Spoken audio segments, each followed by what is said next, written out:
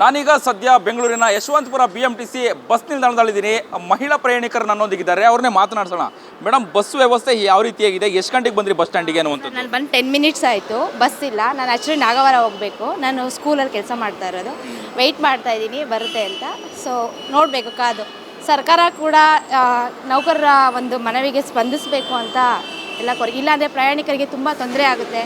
ನಾವು ಬೆಳಗ್ಗೆ ಬೇಗ ಮನೆ ಬಿಟ್ಟಿದ್ದೀವಿ, ಇನ್ನೂ ಇಲ್ಲೇ ಇದ್ದೀವಿ ಅಂದರೆ ಇನ್ನೂ ಹೋಗಬೇಕು, ಆನ್ ಟೈಮ್ ರೀಚ್ ಆಗಬೇಕು. ನಮಗಿನ್ನ ಸ್ಕೂಲ್ ಕಾಲೇಜ್ನ ಏನು ರಜಾ ಅಂತ ಏನೂ ಹೇಳಿಲ್ಲ. ತುಂಬ ಪ್ರಾಬ್ಲಮ್ ಆಗ್ತಾ ಇದೆ ಅಂತ ನನ್ನ ಅಭಿಪ್ರಾಯ. ಓಕೆ, ಸಾರಿಗೆ ನೌಕರರ ಅನಿರ್ದಿಷ್ಟಾವಧಿ ಮುಷ್ಕರಕ್ಕೆ ನಿಮ್ಮ ಬೆಂಬಲ ಇದೆಯಾ ಅನ್ನುವಂಥದ್ದು? ಸರ್, ಇದು ಸಾರಿಗೆ ನೌಕರರು ಸರ್ಕಾರ ಇಬ್ಬರು ಕೂತು ಮಾತುಕತೆ ಆಡಿ ಬಗೆಹರಿಸ್ಕೋಬೇಕಾದಂತಹ ಒಂದು ವಿಷಯ.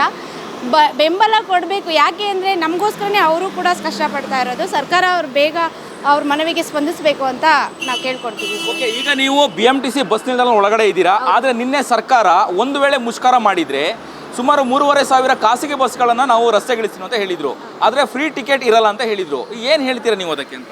ಸರ್, ಫ್ರೀ ಟಿಕೆಟ್ ತುಂಬ ಜನಕ್ಕೆ ಅನುಕೂಲ ಆಗಿದೆ, ಇಲ್ಲ ಅಂತ ಇಲ್ಲ. ಬಟ್ ಸರ್ಕಾರ ಫ್ರೀ ಟಿಕೆಟ್ ಮಾಡೋದ್ರಿಂದ ಕೆಲವೊಂದು ಸರಿ ಈ ಥರ ಹೊಡೆತಗಳು ಆಗುತ್ತೆ. ಹಾಗಾಗಿ ನಾವು ಫ್ರೀ ಟಿಕೆಟ್ ಕೊಡೋದ್ರ ಜೊತೆಗೆ ನಮಗೆ ಬಸ್ ಸೌಲಭ್ಯನೂ ಆನ್ ಟೈಮ್ಗೆ ಕಲ್ಪಿಸಬೇಕು ಅಂತ ಕೇಳ್ಕೊತೀವಿ ಸರ್.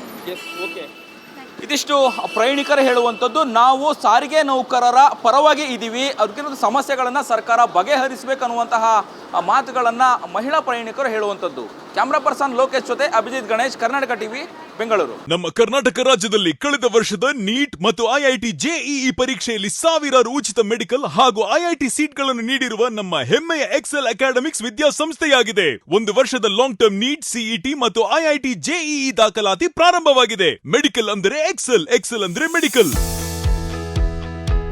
ನಾನು 86 kg ಇದ್ದವಳು 71 kg ಬಂದಿದ್ದೀನಿ. ವಯಸ್ಸಾದ್ಮೇಲೆ ಸ್ಮಾರ್ಟ್ ಆಗಿ ಕಾಣ್ತೀರ ಅಂದ್ರೆ ಜಿನ್ನಿ. 126 kg ವೇಟ್ ಇದ್ದು ನಾವು ಈಗ 114 kg ಲೆಕ್ಕ ಬಂದಿದ್ದೀವಿ. ಯಾವುದೇ ಸೈಡ್ ಎಫೆಕ್ಟ್ ಆಗಿಲ್ಲ. 84ರಿಂದ 50 kg ಬಂದೆ. ಆಮೇಲೆ ಸಣ್ಣಗೆ ಫಿಟ್ ಆಗಿದ್ದೀನಿ. ಅದಕ್ಕೆ ನಾನು ಯೂಸ್ ಮಾಡ್ತಾ ಇರೋದು ಜೀನಿ ಸ್ಲಿಮ್.